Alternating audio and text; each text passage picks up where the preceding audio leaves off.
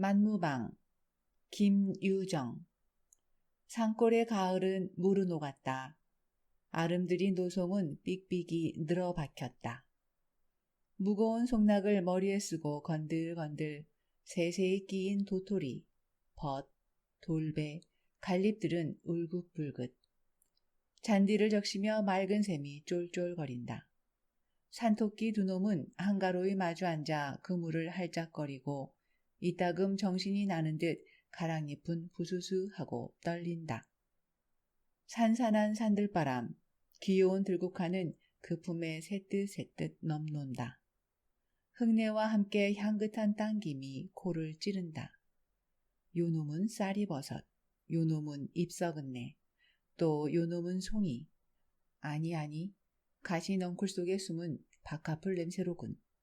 응치리는 뒷짐을 딱 쥐고 어정어정 논인다. 유유히 다리를 옮겨 놓으며 이 나무 저 나무 사이로 호화진다.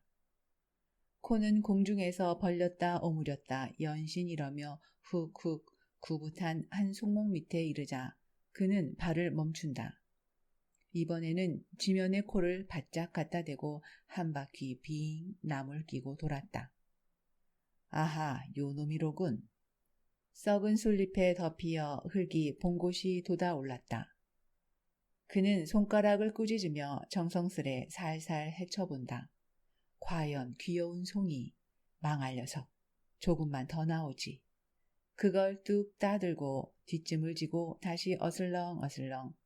가끔 선 하품은 터진다. 그럴 적마다 두 팔을 떡 벌리곤 먼 하늘을 바라보고 늘어지게도 기지개를 느린다. 때는 한창 바쁠 추수 때이다. 농군치고 송이 파적 나올 놈은 생겨나도 않았으리라.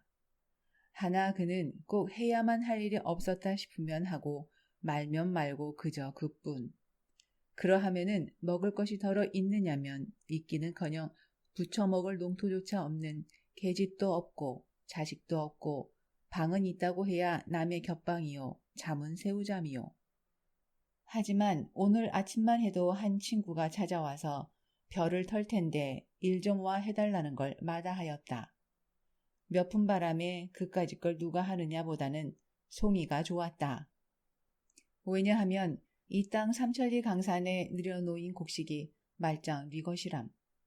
먼저 먹는 놈이 임자 아니냐. 먹다 걸릴 만치 그토록 양식을 쌓아두고 일이 다 무슨 난장 맞을 일이람. 걸리지 않도록 먹을 궁리나 할 게지. 하기는 그도 한 3번이나 걸려서 구매밥으로 사관을 틀었다마는 결국 제 밥상 위에 올라앉은 제 목도 자칫하면 먹다 걸리긴 매일반. 올라갈수록 덤불은 우거졌다. 머루며 다래, 칙, 게다 이름 모를 잡초. 이것들이 위아래로 이리저리 서리어 좀채 길을 내지 않는다. 그는 잔디길로만 돌았다. 넓적다리가 벌쭉이는 찢어진 고이자락을 아끼며 조심조심 사려 딛는다. 손에는 칡으로 엮어든 7개의 송이. 늙은 소나무마다 가서 두리번거린다. 사냥개 모양으로 코로 쿡쿡 내를 한다. 이것도 송이 같고 저것도 송이 같고 어떤 게 알짜송이인지 분간을 모른다. 토끼똥이 소보록한데 갈잎이 한 입 뚝 떨어졌다. 그 잎을 살며시 들어보니 송이 대구리가 불쑥 올라왔다. 매우 큰 송이인 듯. 그는 반색하여 그 앞에 무릎을 털썩 꿇었다. 그리고 그 위에 두 손을 내들며 10손가락을 다 펴들었다. 가만히 살살 흙을 헤쳐본다. 주먹만한 송이가 나타난다. 예, 이놈 크구나. 손바닥 위에 딱 올려놓고는 한참 들여다보며 싱글벙글한다. 우중충한 구석으로 바위는 벽같이 깎아질렀다. 그 중턱을 얽어나간 칡잎에서는 물이 쪼록쪼록 흘러내린다. 인삼이 썩어내리는 약수라 한다. 그는 돌 위에 걸터 앉으며 또 한 번 하품을 하였다. 간밤 쓸데없는 노름에 밤을 팬 것이 몹시 나른하였다. 따사로운 햇발이 숲을 새어든다.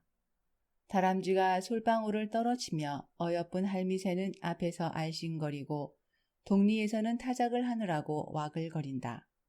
흥겨워 외치는 목성, 그걸 억누르고 공중에 응응 진동하는 벼터는 기계 소리.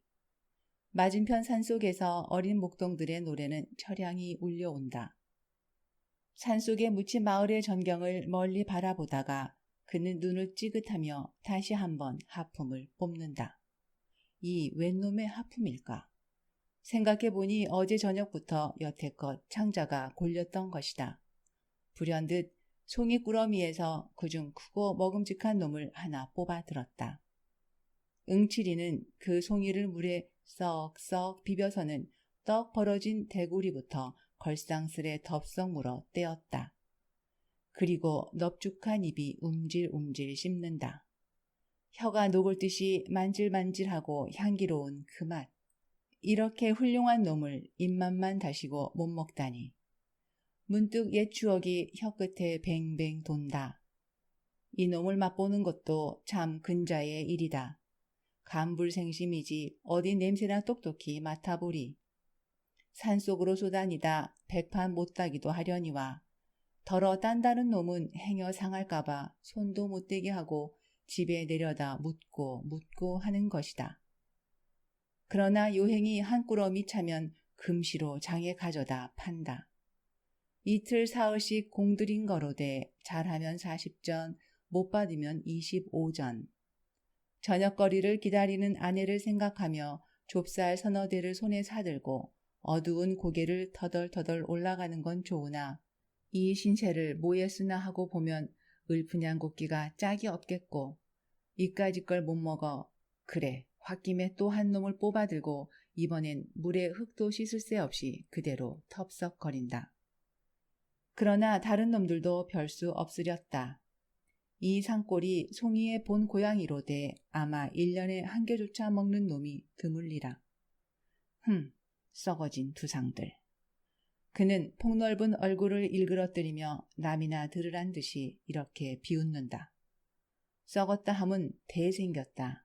모멸나는 그의 언투였다. 먹다 나머지 송이 꽁다리를 바로 자랑스러이 입에다 칩들이곤 트림을 섞어가며 우물거린다. 송이 2개나 들어가니 이제는 더 먹을 재미가 없다. 뭔가 좀 든든한 걸 먹었으면 좋겠는데 떡, 국수, 말고기, 개고기, 돼지고기, 그렇지 않으면 쇠고기냐. 아따, 궁한판이니 아무거나 있으면. 속중으로 여러 가지를 먹으며 시름 없이 앉았다. 그는 눈꼴이 슬그머니 돌아간다. 웬 놈의 닭인지 암탉 한 마리가 조 아래 무덤 앞에서 뺑뺑 맨다. 골골거리며 감도는 걸 보매 아마 알짜리를 보는 맥이라. 그는 돌에서 궁둥이를 들었다. 낮은 하늘로 외면하여 못 본 척하고 닭을 향하여 저 변으로 널찍이 돌아내린다. 그러나 무덤까지 왔을 때 몸을 돌리며 후후후, 이 자식이 어딜 가? 후. 2 팔을 벌리고 쫓아간다. 산꼭대기로 치모니 닭은 허둥지둥 갈 길을 모른다. 요리 맺긴 조리 맺긴 꼬꼬댁거리며 속만 태울 뿐. 그러나 바위 틈에 끼어 왁살스러운 그 주먹에 모가지가 둘러나기에는 불과 몇 분 못 걸렸다.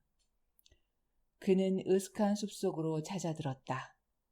달개 껍질을 홀랑 까고서 2 다리를 들고 찢으니 배창이 옆으로 꿰진다. 그놈은 긁어 뽑아서 껍질과 한데 뭉치어 흙에 묻어버린다. 고기가 생기고 보니 연하여 나느니 막걸리 생각. 이걸 부글부글 끓여놓고 한 사발 떡 켰으면 똑 좋을 텐데. 제기. 응시리의 고기는 어디 떨어졌는지 술집까지 못 가는 고기였다. 아무려나 고기 먹고 술 먹고 거꾸론 못 먹느냐. 그는 달개의 가슴패기를 입에 들이대고 쭉 찢어가며 먹기 시작한다. 쫄깃쫄깃한 놈이 제법 맛이 들었다. 가슴을 먹고 넓적다리, 볼기짝을 먹고 거반 반쯤 다 해내고 나니 어쩐지 맛이 좀 적었다. 결국 음식이란 양념을 해야 하는군. 수풀 속으로 그냥 내던지고 그는 설렁설렁 내려온다. 솔숲을 빠져 화정계로 내리려 할 때 벼랑간 등 뒤에서 여보게 저 응칠이 아닌가? 고개를 돌려보니 대장간 하는 성파리가 작달막한 채수에 들갑작거리며 고개를 넘어온다. 그런데 무슨 긴한 일이나 있는지 불이 나게 달려들더니 자네 응곡의 논에 벼 없어진 거 아나? 응칠이는 그만 가슴이 덜컥 내려앉았다. 이 바쁜 때 농군의 몸으로 응곡에까지 애를 써 갈 놈도 없으려니와 또한 하필 절 보고 벼에 없어짐을 말하는 것이 여간 심상치 않은 일이었다. 잡담지하고 응칠이는 자넨 어째서 응곡에까지 갔던가? 하고 대담스레 그 눈을 쏘아 보았다. 그러나 성파리는 조금 더 겁먹은 기색이 없이 어쩌다 지났지 뭘 그래? 하며 도리어 얼레발을 치고 덤비는 수작이다. 고얀 놈. 응칠이는 입대 다녀야 동물을 팔아 배를 채우고 그런 비열한 짓은 안 한다. 낯을 붉히자 눈에 불을 보이며 어쩌다 지냈다? 응칠이가 이 동리에 들어온 것은 어느덧 달이 넘었다. 인제는 물릴 때도 되었고 좀 떠보자 하는 생각은 간절하나 아우의 일로 말미암아 망설거리는 중이었다. 그는 오라는 데는 없어도 갈 데는 많았다. 산으로 들로 해변으로 발뿔이 놓이는 곳이 즉 가는 곳이다. 그러나 저물면은 그대로 쓰러진다. 남의 방앗간이고 헛간이고 혹은 강가 시세장, 물론 수가 좋으면 궤대기 위에서 밤을 편히 잘 적도 있었다. 이렇게 하여 강원도 어수룩한 산골로 이리 넘고 저리 넘고 못 간 데 별로 없이 유람겸 편답하였다. 그는 한 구석에 머물러 있음은 가슴이 답답할 만치 되우 괴로웠다. 그렇다고 응칠이가 본시 역마직성이냐 하면 그런 것도 아니다. 그도 5년 전에는 사랑하는 아내가 있었고 아들이 있었고 집도 있었고 그때에 어딜 하루라도 집을 떨어져 보았으랴. 밤마다 아내와 마주 앉으면 어찌하면 이 살림이 좀 들어볼까 불어볼까 애간장을 태우며 가진 국리를 되하고 되하였다마는 별 뾰족한 수는 없었다. 농사는 열심히 하는 것 같은데 알고 보면 남는 건 겨우 남의 빚뿐. 이러다가는 결말엔 봉변을 면치 못할 것이다. 하루는 밤이 깊어서 코를 골며 자는 아내를 깨웠다. 밖에 나아가 우리의 세간이 몇 개나 되는지 세어보라 하였다. 그러고 저는 벼 위에 먹을 갈아 찍어 들었다. 벽에 바른 신문지는 누렇게 그을렀다. 그 위에다 아내가 불러주는 물목대로 일일이 내려 적었다. 독이 3개, 호미가 2, 낫이 하나로부터 밥사발, 젓가락, 지피, 석당까지. 그 다음에는 제가 빚을 얻어온데 그 사람들의 이름을 쭉 적어 놓았다. 금액은 제각기 그 아래다 달아놓고 그 옆으론 조금 사이를 떼어 역시 조선문으로 나의 소유는 이것밖에 없노라. 나는 54원을 갚을 길이 없음에 죄진 몸이라 도망하니 그대들은 아예 싸울 게 아니겠고 서로 의논하여 억울치 않도록 분배하여 가기 바라노라. 하는 의미의 성명서를 벽에 남기자 안으로 문들을 걸어 닫고 울타리 밑구멍으로 세 식구가 빠져나왔다. 이것이 응칠이가 팔자를 고치던 첫날이었다. 그들 부부는 돌아다니며 밥을 빌었다. 아내가 빌어다 남편에게, 남편이 빌어다 아내에게. 그러자 어느 날 밤 아내의 얼굴이 썩 슬픈 빛이었다. 눈보라는 살을 앤다.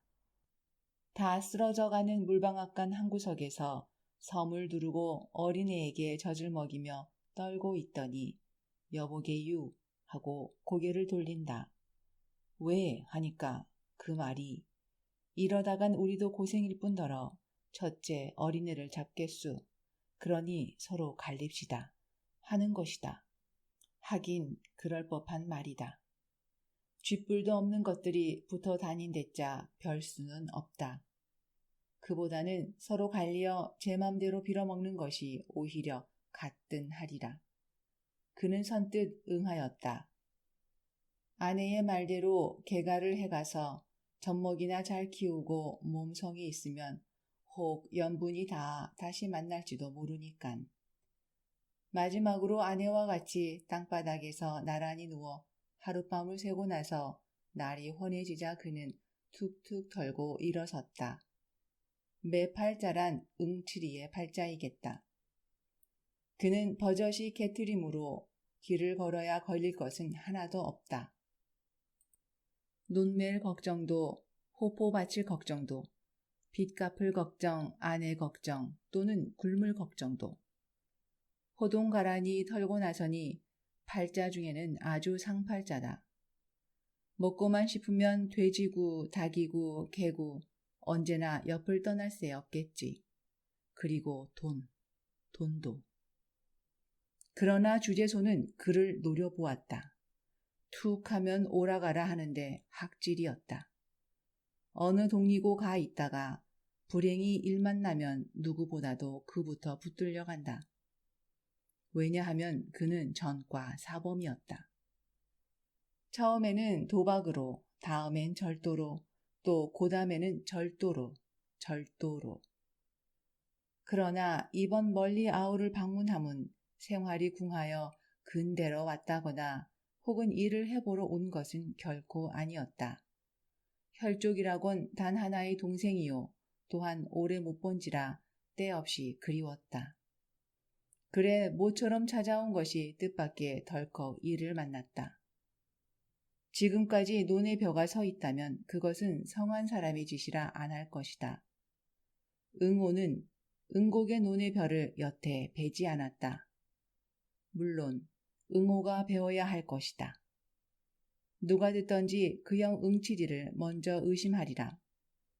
그럼 여기에 따르는 모든 책임을 응치리가 혼자 지지 않으면 안 될 것이다.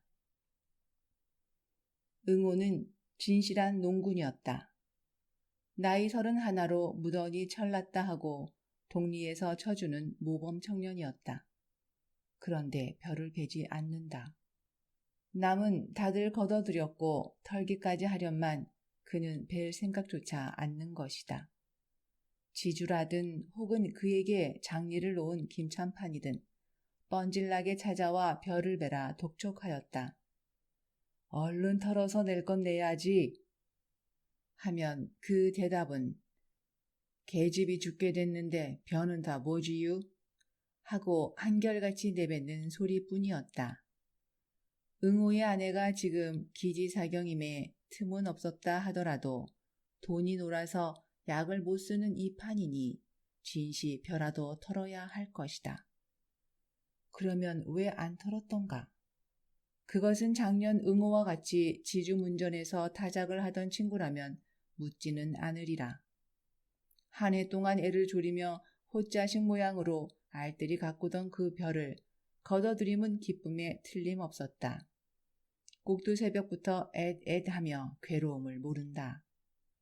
그러나 캄캄하도록 털고 나서 지주에게 도지를 제하고 장리쌀을 제하고 색초를 제하고 보니 남은 것은 등줄기 흐르는 식은땀이 있을 따름. 그것은 슬프다 하기보다 끝없이 부끄러웠다. 같이 털어주던 동무들이 뻔히 보고 섰는데 빈 지게로 덜렁거리며 집으로 돌아오는 건 진정 열없기 짝이 없는 노릇이었다. 참다 못해 응호는 눈에 눈물이 흘렀던 것이다. 가뜩한데 엎치고 덮치더라고 올해는 고나마 흉작이었다. 새바람과 비에 벼는 깨깨 비틀렸다. 이놈을 가을 하다간 먹을 게 남지 않으면 물론이요. 빚도 다 못 가릴 모양. 에라 빌어먹을 거. 너들끼리 캐다 먹든 말든 멋대로 하여라 하고 내던져두지 않을 수 없다. 벼를 거뒀다고 말만 나면 빚쟁이들은 몰려들 거니깐. 응치리의 죄목은 여기에서도 또렷이 드러난다. 국으로 가만히만 있었더라면 좋은걸. 이 사품에 뛰어들어 지주의 뺨을 제법 갈긴 것이 응치리였다. 처음에야 그럴 작정이 아니었다. 그는 여러 곳 물을 마신 이만치 어지간히 속이 튄 건달이었다. 지주를 만나 까놓고 썩 좋은 소리로 의논하였다. 올 농사는 반실이니 도지도 좀 감해주는 게 어떠냐고. 그러나 지주는 아무 말 없이 고개를 모로 흔들었다. 정 이러면 하여튼 1년품은 빼야 할 테니 나는 그 논에다 불을 지르겠수 하여도 잠자코 응치 않는다. 지주로 보면 자기로도 그 변은 넉넉히 걷어들일 수는 있다마는 한번 버릇을 잘못해 놓으면 여느 자긴까지 행실을 버릴까 염려하여 겉으로 독촉만 하고 있는 터이였다. 실상이야 고까짓 볕좀 있어도 고만 없어도 고만. 그 심보를 눈치채고 응치리는 화를 벌컥 낸 것만은 좋으나 저도 모르게 대뜸 주먹뺨이 들어갔던 것이다. 이렇게 문제 중에 있는 벼인데 귀신의 노름 같은 병개가 생겼다. 다시 말하면 벼가 없어졌다. 그것도 병들어 쓰러진 쭉정이는 제쳐놓고 무엇으로 그랬는지 알짱 이상만 따갔다. 그 면적으로 어림하면 아마 못돼도 한 댓말가량은 될는지. 응치리가 아침 일찍이 그 논깨로 논일자 이걸 발견하고 기가 막혔다. 누굴 성가시게 굴려고 그러는지 산속에 파묻힌 논이라 아직은 본 사람이 없는 모양 같다. 하나 동리에 이 소문이 퍼지기만 하면 저는 어느 모로든 혐의를 받아 패는 조이 입어야 될 것이다. 응치리는 송이도 송이려니와 실상은 궁리에 바빴다. 속종으로 지목 갈 만한 놈을 여럿 들어보았으나 이렇다 찍을 만한 증거가 없다. 어쩌면 재성이나 성팔이 이 둘 중에 지실이라 하고 결국 이렇게 생각하는 것도 응치리가 아니면 안 될 것이다. 원수는 외나무 다리에서 만났다. 응치리는 저의 짐작이 들어맞았음을 알고 당장에 일을 낼 듯이 성팔이의 눈을 들이노렸다.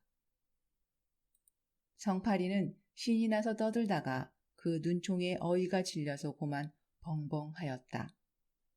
그리고 얼굴이 헬쑥하여 마주대고 쳐다보더니 그래, 자네 왜 그렇게 노하나?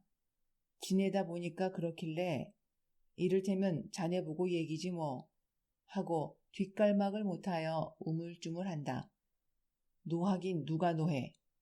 응치리는 뻗팅겼던 몸에 좀 더 힘을 올리며 응고개를 어째 갔더냐 말이지.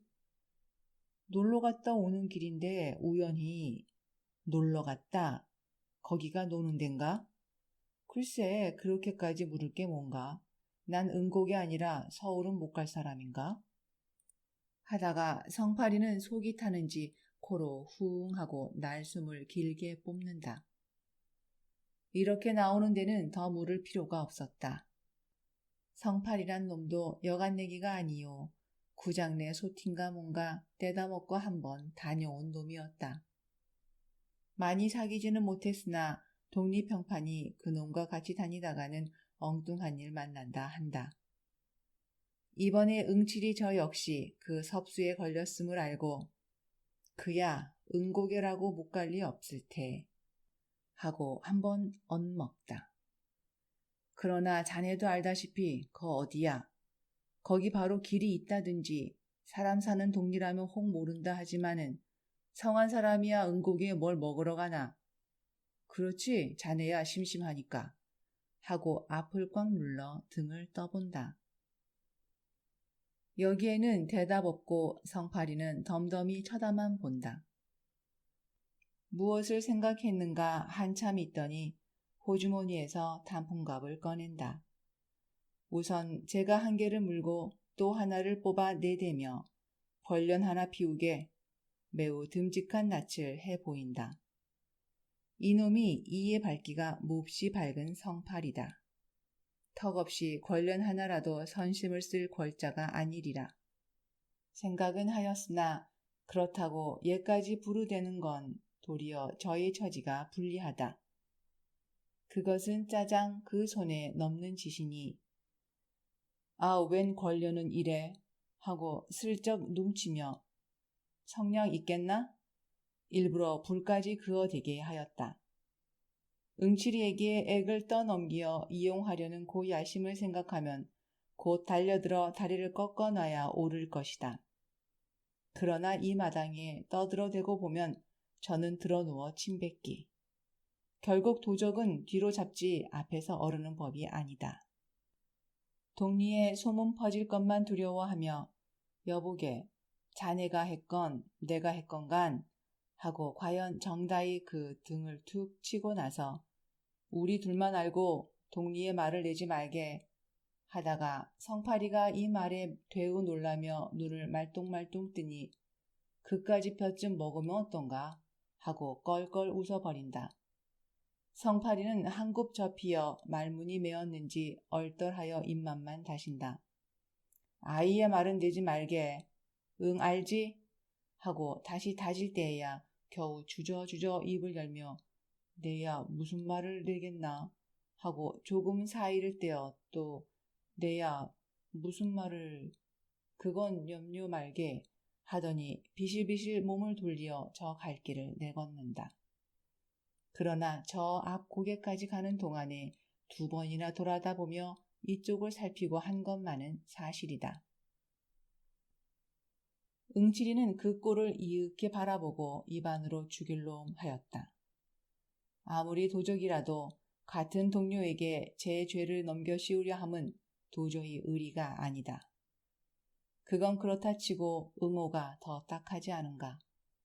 기껏 힘들여 지어 놓았다 남 좋은 일 한 것을 안다면 눈이 뒤집힐 일이겠다. 이래서야 어디 이웃을 믿어보겠는가. 확적히 증거만 있어 이놈을 잡으면 대번에 요절을 내리라 결심하고 응칠이는 침을 탁 뱉어 던지고 산을 내려온다. 그런데 그놈의 행티로 가늠해 보면 응칠이 저만치는 때가 못 벗은 도적이다. 어느 미친놈이 논두렁에까지 가세를 들고 오는가. 격식도 모르는 푸뚱이가 그러려면 바로 조낙갈이나 수수낙갈이 말이지. 그 속에 들어앉아 가세로 속닥거려야 들킬 리도 없고 일도 편하고 두포되고 세포되고 마음껏 딸 수 있다. 그러다 틈보고 집으로 나르면 그만이지만 누가 논의 벼를 타. 그렇게도 벼에 걸신이 들었다면 바로 남의 집 머슴으로 들어가 한 달포 동안 주인 앞에 얼렁거리며 신용을 얻어오다가 주는 옷이나 얻어입고 다들 잠들거든 볕섬이나 두둑히 짊어매고 덜렁거리면 그뿐이다. 이건 맥도 모르는 게 남도 못살게 굴려고 에이 망할 자식도. 그는 분노의 살이 다 부들부들 떨리는 듯 싶었다. 그러나 이런 좀도족이란 봉이 나기 전에는 바짝 물고 덤비는 법이었다. 오늘 밤에는 요놈을 지켰다 꼭 붙들어가지고 정강이를 분질러 놓으리라. 밥을 먹고는 태연히 막걸리 한 사발을 껄떡껄떡 들이켜자 가을이 되니깐 맛이 행길났군. 그는 주먹으로 입가를 쓱쓱 훔친 다음 송이 꾸러미에서 3개를 뽑는다. 그리고 그걸 갈퀴같이 마른 주막 할머니 손에 내주며 애쑤 송이나 잡숫게유 하고 술값을 치렀으나 아이 송이도 고놈 참. 간사를 비우는 것이 겉으로는 반기는 척 하면서도 좀 10분 모양이다. 제 딴은 한 개에 3전씩 치더라도 9전밖에 안 되니깐. 응칠이는 슬며시 화가 나서 그 얼굴을 유심히 들여다보았다. 움푹 들어간 볼때기에 저건 또 왜 저리 멋없이 붉어졌는지 툭 나온 광대뼈하고 치마 아래로 남실거리는 발가락은 자칫 잘못 보면 황새 발목이니 이건 언제 잡아가려고 남겨두는 거야. 보면 볼수록 하나 예쁜 데가 없다. 한두 번 먹은 것도 아니오. 언젠가 울타리께 풀을 베어주고 술 4발이나 얻어먹은 적도 있었다. 그렇게 야멸차게 따질 건 뭔가. 그는 눈살을 흘긴 마치고는 하나를 더 꺼내어 예수 또 하나 잡숫게유 내던져주곤 대또리에 가래침을 탁 뱉었다. 그제야 식성이 좀 풀리는지 그 가축으로 웃으며 아이고, 이거 자꾸 주면 어떻게 해? 어떡하긴 자꾸 살찌게요. 하고 한마디 툭 쏘고 일어서다가 무엇을 생각함인지 다시 툇마루에 주저앉는다. 그런데 참, 요즘 성팔이 보셨수? 아니, 당최 볼 수가 없더구먼. 술도 안 먹으러 와유? 안 와. 하고는 입속으로 뭐라고 중얼거리며 의아한 낯을 들더니 왜? 또 뭔 일이? 아니요. 본지가 하오래니깐. 응치리는 말끝을 얼버무리고 고개를 돌려 한 대를 바라본다. 벌써 점심때가 되었는지 닭들이 요란히 울어댄다. 논둑의 미루나무는 부하고 또 부하고 잎이 날리며 팔랑팔랑 하늘로 올라간다. 성파리가 이 마을에서 얼마나 살았지요? 글쎄 재작년 가을이지 아마. 하고 장죽을 빡빡 빨더니 그런데 또 떠난다든가 홍촌인가 어디 즈 성님한테로 간대. 하고 그게 옳지. 여기서 뭘 하느냐. 대장간이라고 일이나 많으면 모르거니와 밤낮 파리만 날리는데 그보다는 형이 크게 농사를 짓는다니 그 뒤나 거들어주고 국으로 얻어먹는 게 신상에 편하겠지. 그래 불일간 처자식을 데리고 아마 떠나리라고 하고 농구는 그저 농사를 지어야 돼. 내일 술 먹으러 또 오지유. 간단히 인사만 하고 응치리는 다시 일어났다. 주막을 나서니 옷깃을 스치는 개운한 바람이다. 밭둔덕의 대추는 척척 늘어진다. 머지않아 겨울은 또 오렸다. 그는 응호의 집을 바라보며 그간 죽었는지 궁금하였다. 응호는 봉당에 걸터 앉았다. 그 앞 화로에는 약이 바글바글 끓는다. 그는 정신없이 들여다보고 앉았다. 우중충한 방에서는 아내의 가쁜 숨소리가 들린다. 쎄쎄 하다가 아이고 하고는 까무러지게 콜록거린다. 가래가 치밀어 몹시 괴로운 모양. 뽑아줄 사이가 없이 풀들은 뜰에 엉켰다. 흙이 드러난 지붕에서 망초가 휘청휘청. 바람은 가끔 찾아와 쌀이 문을 흔든다. 그럴 적마다 문은 을씨년스럽게 삐걱삐걱. 이웃의 발바리는 부엌에서 한창 바쁘게 달그락거린다. 많은 아침에 아내에게 먹이고 남은 조죽밖에야. 아니 그것도 참 남편이 마저 긁었으니 사발에 붙은 찌꺼기뿐이리라. 거 다 졸았나 보다. 응치리는 약이란 다 졸면 못 쓰니 고만 짜 먹여라 하였다. 약이라야 어제 저녁 울 뒤에서 올가들인 구렁이지만 그러나 응호는 듣고도 흘렸는지 혹은 못 들었는지 잠자코 고개도 안 든다. 옛다. 송이 마시나 봐라. 하고 형이 손을 내밀재야 겨우 시선을 들었으나 술이 거나한 그 얼굴을 거북살스럽게 훑어본다. 그리고 송이를 고맙지 않게 받아 땅에 치뜨리고는 이거나 먹어 하다가 뭐? 소리를 크게 질렀다. 그래도 잘 들리지 않으므로 뭐야 좀 똑똑히 하라니깐 하고 골피를 찌푸린다. 그러나 아내는 손짓만으로 무슨 소린지 알 수가 없다. 음성으로 치는 이보다 종이 비비는 소리랄지 그걸 듣기에는 지척도 멀었다. 가만히 보다 응치리는 제가 다 불안하여 뒤 보겠다는 게 아니냐? 그럼 그렇다 말이 있어야지. 남편은 이내 짜증을 내며 몸을 일으킨다.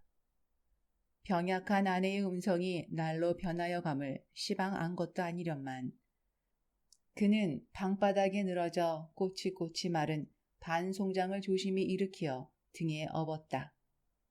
울박 반머리에 잿가는 놓였다. 머리가 눌릴 만치 납작한 굴속이다. 게다 거미줄은 예제없이 엉키었다. 부춧돌 위에 내려놓으니 아내는 벽을 의지하여 웅크리고 앉는다. 그리고 남편은 눈을 멀뚱멀뚱 뜨고 지키고 서 있는 것이다. 이 꼴들을 멀거니 바라보다 응칠이는 맞듣지 않게 코를 휑 풀며 입맛을 다시었다. 응호의 짓이 어리석고 우라가 터져서이다. 요즘 응호가 형에게 말도 잘 않고 왜 어딱비딱 하는지 그 속은 응칠이도 모르는 바 아닐 것이다. 응호가 이 아내를 찾아올 때 꼭 3년간을 머슴을 살았다. 그처럼 먹고 싶던 술 한 잔 못 먹었고 그처럼 침을 삼키던 그 개고기 한 매 물론 못 샀다. 그리고 사경을 받는 대로 꼭꼭 장리를 놓았으니 후일 선체로 썼던 것이다. 이렇게까지 근사를 모아 얻은 계집이련만 단 2해가 못 가서 이 꼴이 되고 말았다. 그러나 이 병이 무슨 병인지 도시 모른다. 의원에게 한 번이라도 변변히 돼 본 적이 없다. 혹 안다는 사람의 말인즉 노점이니 어렵다 하였다. 돈만 있으면야 노점이고 연병이고 알 바가 못 될 거로되 사날전 거리로 쫓아 나오며 성님 하고 팔을 찰 적에는 응호도 어지간히 급한 모양이었다. 왜? 응칠이가 몸을 돌리니 허둥지둥 그 말이 이제는 별 도리가 없다. 있다면 꼭 한 가지가 남았으니 그것은 엊그저께 산신을 부리는 노인이 이 마을에 오지 않았는가. 그 노인이 응호를 특히 동정하여 15원만 들여 산치성을 올리면 씻은 듯이 낫게 해주리라는데 성님은 언제나 돈 만들 수 있지요? 거 안 된다. 치성 들여 날 병이 안 낫겠니? 하여 여전히 딱 떼고 그러게 내 뭐래든 애초에 계집 다 내버리고 날 따라 나서랬지 하고 그래 농군의 살림이란 제 목맥이라지. 그러나 아우가 아무 말 없이 몸을 획 돌리어 집으로 들어갈 째 응칠이는 속으로 또 괜한 소리를 했구나 하였다. 응호는 도로 아내를 업어다 방에 뉘었다. 약은 다 졸았다. 불이 삭기 전 짜야 할 것이다. 식기를 기다려 약사발을 입에 대어주니 아내는 군말 없이 그 구렁이 물을 껄떡껄떡 들이마신다. 응칠이는 마당에 우두커니 앉았다. 사람의 목숨이란 과연 중하군 하였다. 그러나 계집이라는 저 물건이 저렇게 떼기 어렵도록 중할까 하니 암만 해도 알 수 없고 너 참 요 건너 성팔이 알지? 성이 뭐래는데 거 대답 좀 하렴 하고 소리를 빽 질러도 아우는 대답은 말고 고개도 안 든다. 그러나 응칠이는 하늘을 쳐다보고 트림만 끄 하고 말았다. 술기가 코를 꽉꽉 찔러야 할 터인데 이건 풋김치 냄새만 코 밑에서 뱅뱅 돈다. 공짜 김치만 퍼먹을 게 아니라 한 잔 더 했더라면 좋았을걸. 그는 일어서서 대를 허리에 꽂고 궁둥이에 흙을 털었다. 벼 도둑 맞은 이야기를 할까 하다가 아서라. 가뜩이나 울상이 속이 쓰릴 것이다. 그보다는 이놈을 잡아놓고 낭중 희자를 뽑는 것이 점잖겠지. 그는 문 밖으로 나와 버렸다. 답답한 아우의 살림을 보니 역 답답했던 제 살림이 연상되고 가슴이 두루 답답하였다. 이런 때에는 무가 십상이다. 사실 하느님이 무를 마련해 낸 것은 참으로 은혜로운 일이다. 맹맥할 때 한 개를 씹고 보면 꿀꺽하고 쿡 치는 그 맛이 좋고 남의 무밭에 들어가 하나를 쑥 뽑으니 가랑모. 이키 이거 오늘 운수 대통이로군. 내던지고 그 다음 놈을 뽑아들고 개울가로 내려온다. 물에 쓱쓱 닦아서는 꽁지는 이로 베어 던지고 어썩 깨물어 붙인다. 개울 둔덕의 포플러는 호젓하게도 매출이 컸다. 자갈돌은 그 밑에 옹기종기 모였다. 가생이로 잔디가 소보로 가다. 응칠이는 나가 자빠져 마을을 건너다 보며 눈을 멀뚱멀뚱 굴리고 누웠다. 산이 뺑뺑 둘리어 숨이 콕 막힐 듯한 그 마을. 아리랑 아리랑 아라리요. 아리랑 뛰어라 노다가세. 증기차는 가자고 웬 고동 트는데 정든님 품 안고 낭루낭루. 아리랑 아리랑 아라리요. 아리랑 뛰어라 노다 가세. 내일 갈지 모레 갈지 내 모르는데 옥시시 강낭에는 심어 모하리. 아리랑 아리랑 아라리요. 아리랑 뛰어라. 그는 콧노래로 이렇게 흥얼거리다 갑작스레 강릉이 그리웠다. 펄펄 뛰는 생선이 좋고 아침 햇살이 힘차게 출렁거리는 그 물결이 좋고 이까지 둠 구석에서 쪼들리는데 대나니. 그래도 저희 딴엔 무어 농사 좀 지었답시고 악을 복복 쓰며 잘도 떠들어댄다. 하지만 그런 중에도 어디인가 형언치 못할 쓸쓸함이 떠돌지 않는 것도 아니다. 30여 년 전 술을 빚어놓고 쇠를 울리고 흥에 질리어 어깨춤을 덩실거리고 이러던 가을과는 저 딴 쪽이다. 가을이 오면 기쁨에 넘쳐야 될 시골이 점점 살기만 뛰어오면 웬일인고. 이렇게 보면 재작년 가을 어느 밤 산중에서 낫으로 사람을 찍어 죽인 강도가 문득 머리에 떠오른다. 장을 보고 오는 농군을 농군이 죽였다. 그것도 만이나 되었으면 모르되 빼앗은 것이 한껏 동전 4잎에 수수 7대. 게다가 흔적이 탈로 날까 하여 낫으로 그 얼굴의 껍질을 벗기고 조기 대강이 이기듯 끔찍하게 남기고 조긴 망난이다.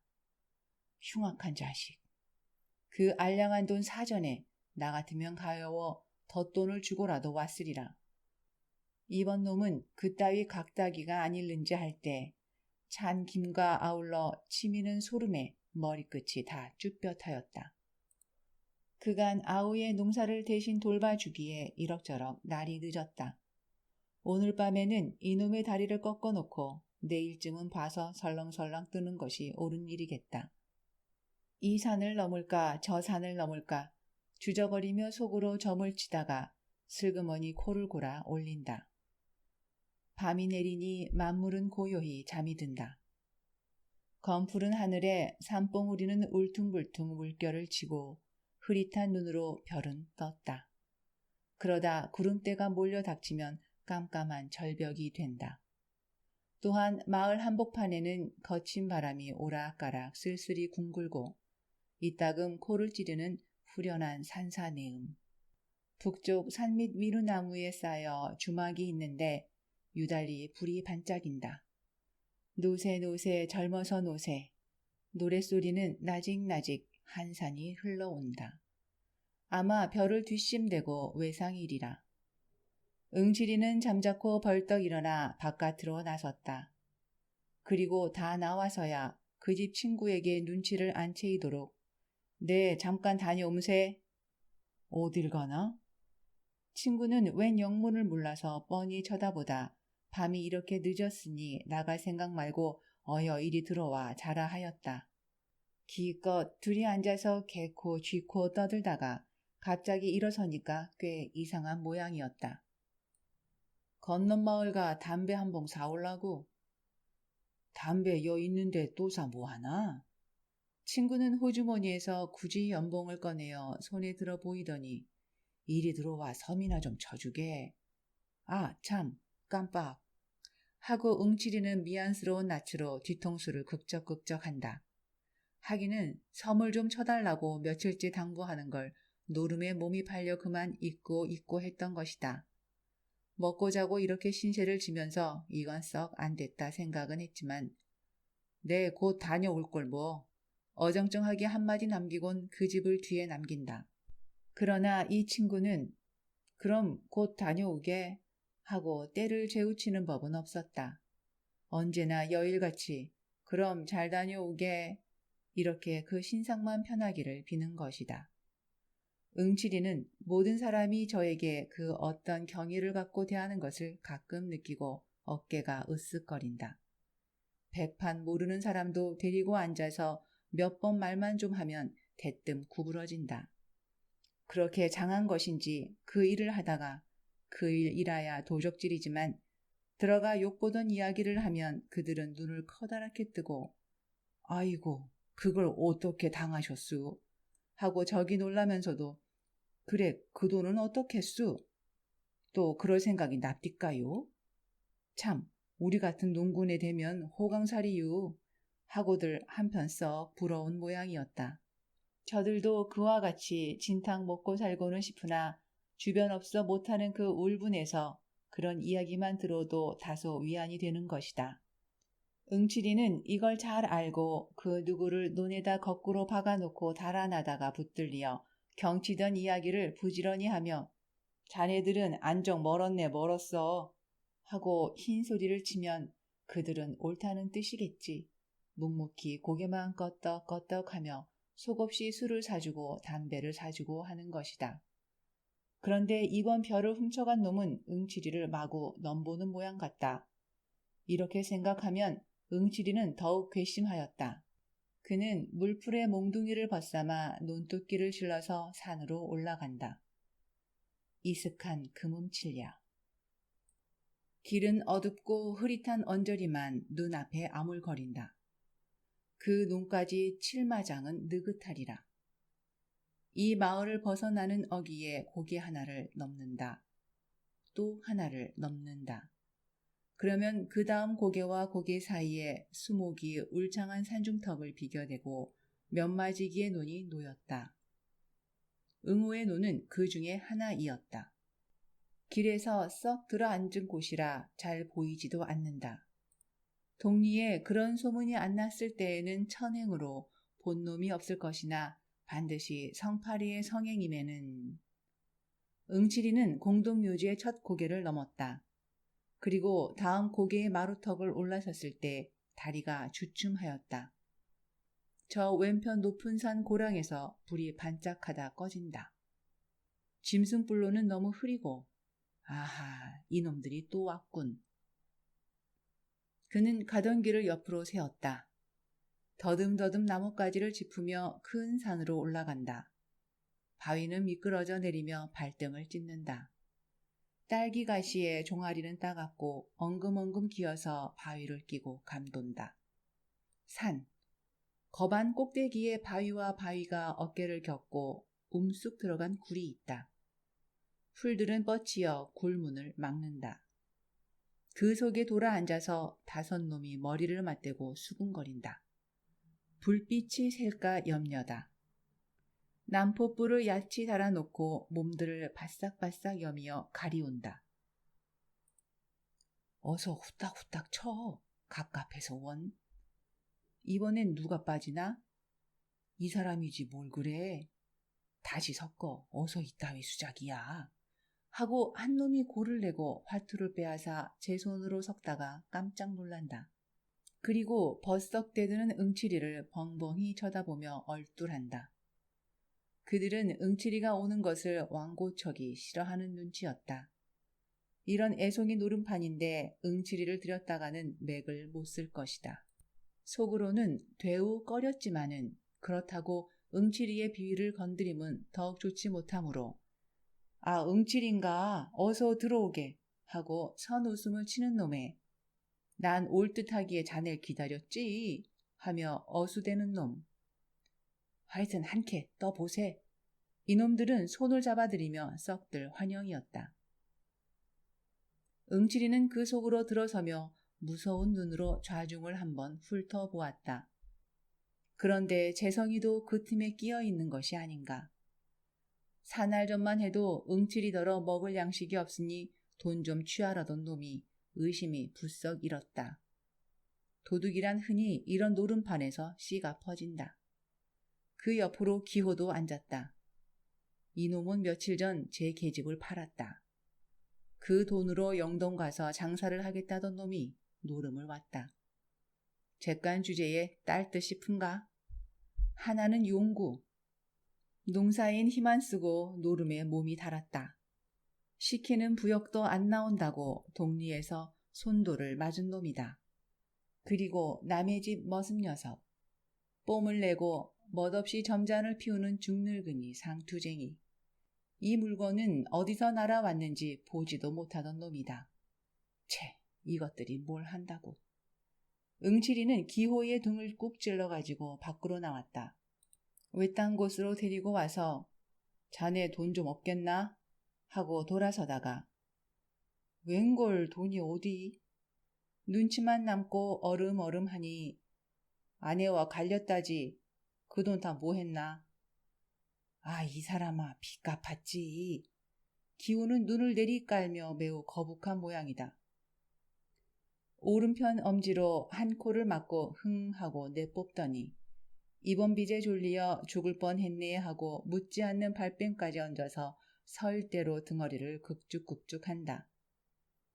그러나 응칠이는 속으로 이놈 하였다. 응칠이는 실눈을 뜨고 기호를 유심히 쏘아주었더니 꼭 사원 남았네 하고 선뜻 알리고 빚 갚고 못하고 흐지부지 녹았어. 어색하게도 혼잣말로 우물쭈물 웃어버린다. 응칠이는 퉁명스러이 나 이 옷만 채게 하고 손을 내대다 그래도 잘 듣지 않음에 따서 둘이 나눌 테야 누가 떼먹나 하고 소리가 한번 빽 아니 나올 수 없다. 이 말에야 기호도 비로소 안심한 듯 저고리 섭을 쳐들고 훔척거리다 쭈삣쭈삣 꺼내 놓는다. 따는 응칠이의 솜씨이면 낙자는 없을 것이다. 서로 재간이 모자라 잃는다면 우격이라도 도로 몰아갈 테니깐. 나도 한 캐 떠보세. 응칠이는 우죄스레 굴러 기어든다. 그 콧등에는 자신 있는 그리고 흡족한 미소가 떠오른다. 사실이지 노름만큼 그를 행복하게 하는 건 다시 없었다. 슬프다가도 화투나 투전장을 손에 들면 공연스레 어깨가 으쓱거리고 아무리 일이 바빠도 노름판은 옆에 못 두고 지난다. 그는 이놈 저놈의 눈치를 한번 슬쩍 훑고 두 패로 나누지? 응칠이는 재성이와 용구를 데리고 한 옆으로 비켜 앉았다. 그리고 신바람이 나서 화투를 섞다가 손을 딱 짚으며 튀전이래지. 이깟 화투는 하튼 뭘 할 텐가? 녹비킨가 켤텐가? 약단이나 그저 보지. 사방은 매섭게 조용하였다. 바위 위에서 혹 바람에 모래 구르는 소리뿐이다. 어쩌다 애따 봐라 하고 화투짝이 쩔꺽한다. 그러곤 다시 쥐죽은 듯 잠잠하다. 그들은 이 욕에 몸이 달아서 이야기고 뭐고 할 여지가 없다. 행여 속지나 않는가 하여 눈둘이 빨개서 서로 도구를 올린다. 어떤 놈이 뜯는 놈이고 어떤 놈이 뜯기는 놈인지 영문 모른다. 응칠이가 한 장 내던지고 명월공산을 보기 좋게 떡 젖혀놓으니 이거 왜 숫자질이야? 용구는 고를 벌컥 내며 쳐다본다. 뭐가? 뭐라니? 아, 이 공산 자네 밑에서 빼내지 않았나? 봤으면 고만이지. 그렇게 노할 건 또 뭔가? 응칠이는 어설피 입맛을 쩍쩍 다시다. 그럼 이번엔 파토지? 하고 손에 화투를 땅에 내던지며 껄껄 웃어버린다. 이때 한 옆에서 벼랑간 이 자식 죽인다. 악을 쓰는 것이 모두들 놀라며 시선을 모은다. 머슴이 마주 앉은 상투의 뺨을 갈겼다. 말인즉 매조 5끝을 엎어쳤다고. 하나 정말은 돈을 잃은 것이 분한 것이다. 이 돈이 무슨 돈이냐 하면 1년 품을 판 피 묻은 사경이다. 이런 돈을 송두리 먹히다니. 이 자식 너는 야마식군이지. 돈 내라. 멱살을 훔켜잡고 다시 2번을 때린다.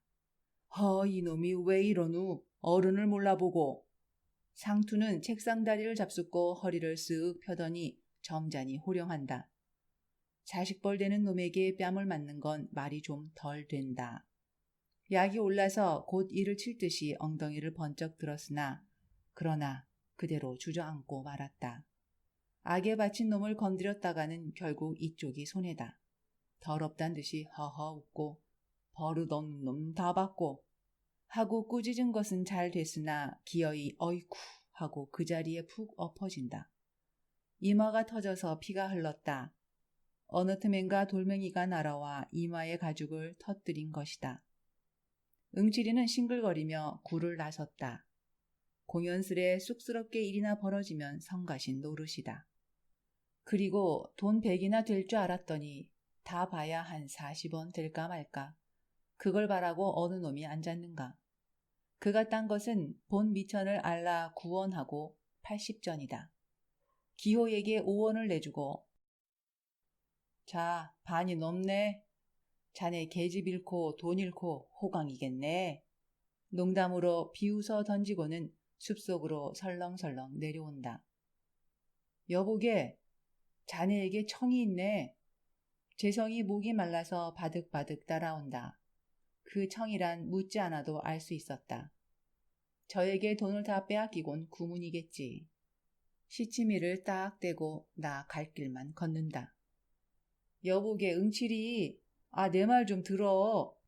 그제는 팔을 잡아 낚으며 살려달라 한다. 돈을 좀 늘릴까 하고 벼 10마를 팔아 해보았더니 다 잃었다고. 당장 먹을 게 없어 죽을 지경이니 노름 미천이나 하게 몇 푼 달라는 것이다. 그러나 벼를 털었으면 그저 먹을 것이지. 어줍잖게 노름은. 그런 걸 왜 너보고 하랬어? 하고 돌아서며 소리를 빽 지르다가 가만히 보니 눈에 눈물이 글썽하다. 잠자코 돈 2원을 꺼내주었다. 응칠이는 돌에 앉아서 팔짱을 끼고 덜덜 떨고 있다. 사방은 뺑 돌려 나무에 둘러싸였다. 거무튀튀한 그 형상이 헐없이 무슨 도깨비 같다. 바람이 불 적마다 쏴하고 쏴하고 음축맞게 건들거린다. 어느 때에는 짹짹하고 목을 띄는지 비명도 울린다. 그는 가끔 뒤를 돌아보았다. 별일은 없을 줄 아나 홍보가 덤벼들지도 모른다. 선앙당은 바로 등 뒤다. 족제비인지 뭔지 요동통에 돌이 무너지며 바스락바스락한다. 그 소리가 묘하게도 등줄기를 쭉 긁는다. 어두운 꿈속이다. 하늘에서 이슬은 내리어 옷깃을 죽인다. 공포도 공포려니와 냉기로 하여 좀채 견딜 수가 없었다. 산골은 산신까지도 줄였으리라. 아들 낳아달라고 떡 갖다 바칠 이 없을 테니까 이놈의 영감님 홧김에 덥석 달려들면 앞뒤를 다시 한번 휘돌아본 다음 담배 설대를 뽑는다. 그리고 오금팽이로 불을 가리고는 한 대 뻑뻑 피워 물었다. 노는 연암 한 칸 떨어져 그 아래 누웠다. 일심전기를 다하여 나무 틈으로 뚫어지게 보고 앉았다. 그러나 땅에 대를 털려니까 풀숲이 이상스러이 흔들린다. 뱀이 아닌가. 9시월 뱀이라니 물리면 고만이다. 자리를 옮겨 앉으며 손으로 입을 막고 하품을 터뜨린다. 아마 2시간은 더 넘었으리라. 이놈이 필연코 올 텐데 안 오니 또 무슨 조화일까. 이 짓이란 소문이 나기 전에 한 번 더 와보는 것이 원칙이다. 잠을 못 자서 눈이 뻑뻑한 것이 재물에 슬금슬금 감긴다. 이를 악물고 눈을 딥쓰면 이번에는 허리가 노글거린다. 속은 쓰리고 골치는 때리고 불꽃 같은 노기가 불끈 일어서 몸을 옥죄인다. 이놈의 다리를 못 꺾어놔도 애비 없는 후레자식이겠다. 닭들이 새 회를 운다. 멀리 산을 넘어오는 그 음향이 퍽은 서글프다. 큰 비를 몰아드는지 검은 구름이 잔뜩 낀다. 하긴 지금도 빗방울이 뚝뚝 떨어진다. 그때 논둑에서 희끄무레한 헛개비 같은 것이 얼씬거린다. 정신을 바짝 차렸다. 영락없이 성팔이, 재성이 그들 중에 한 놈이리라. 이 고생을 시키는 그놈, 이가 북북 갈리고 어깨가 다 씩씩거린다. 몽둥이를 잔뜩 후려잡았다. 그러고 벌떡 일어나서 나무줄기를 끼고 조심조심 돌아내린다. 하나 도랑쯤 내려오다가 그는 멈칫하여 몸을 뒤로 물렸다. 늑대 2놈이 짝을 짓고 이 편산에서 저 편산으로 설렁설렁 건너가는 길이었다. 빌어먹을 늑대, 이것까지 말썽이람. 이마에 식은 땀을 씻으며 도로 제자리로 돌아온다. 어쩌면 이번 이놈도 재작년 강도짝이나 안 될는지 급시로 불길한 예감이 뒤통수를 탁 치고 지나간다. 그는 옷깃을 여미어 한 대를 더 붙였다. 돌연히 풍세는 심하여진다. 산골짜기로 몰아드는 억센 놈이 가끔 발광이다. 다시금 더르르 몸을 떨었다. 가을은 왜 이 지경인지. 여기에서 밤을 새울 생각을 하니 기가 찼다. 얼마나 되었는지 몸을 좀 녹이고자 일어서서 서성서성 할 때이었다. 논으로 다가오는 희미한 그림자를 분명히 두 눈으로 보았다. 그러고 보니 피로고 한고이고 다 딴소리다. 고개를 내대고 딱 버티고 서서 눈에 쌍심지를 올린다. 흰 그림자는 어느 틈엔가 어둠 속에 사라져 보이지 않는다. 그리고 다시 나올 줄을 모른다. 바람소리만 웽웽 칠 뿐이다. 다시 암흑속이 된다. 확실히 별을 훔치러 논 속으로 들어갔을 것이다. 역갱이 같은 놈이 굳은 날새를 기와 삼아 마음껏 하겠지. 의리 없는 썩은 자식. 격장에서 같이 굽는 터에 오냐 대거리만 있거라. 이를 한번 부드득 깔아붙이고 차츰차츰 눈께로 내려온다. 응칠이는 눈께로 바트기 내려서서 소나무에 몸을 착 붙였다. 섣불리 서둘다간 남의 횡액을 입을지도 모른다. 다 훔쳐가지고 나올 때만 기다린다. 몸뚱이는 잔뜩 힘을 올린다. 한 10경쯤 지났을까 도적은 다시 나타난다. 논둑에 머리만 내놓고 사면을 두리번거리더니 그제야 기어 나온다. 얼굴에는 눈만 내놓고 수건인지 뭔지 헝겊이 가리었다. 보찜을 등에 짊어매고는 허리를 굽으시 뺑손을 놓는다. 그러자 응칠이가 날쌔게 달려들며 자식 남의 별을 훔쳐가니 하고 대포처럼 고함을 지르니 논둑으로 그대로 대굴대굴 굴러서 떨어진다. 얼결에 호되게 놀란 모양이다. 응칠이는 덤벼들어 우선 허리깨를 내려 조겼다. 어이쿠쿠 쿠 하고 처참한 비명이다. 이 소리에 귀가 번쩍 뛰어서 그 고개를 들고 팔부터 벗겨보았다. 그러나 너무나 어이가 없었음인지 시선을 치거두며 그 자리에 우두망찰한다. 그것은 무서운 침묵이었다. 살뚱맞은 바람만 공중에서 북새를 논다. 한참을 신음하다 도적은 일어나더니 성님까지 이렇게 못살게 굴기요.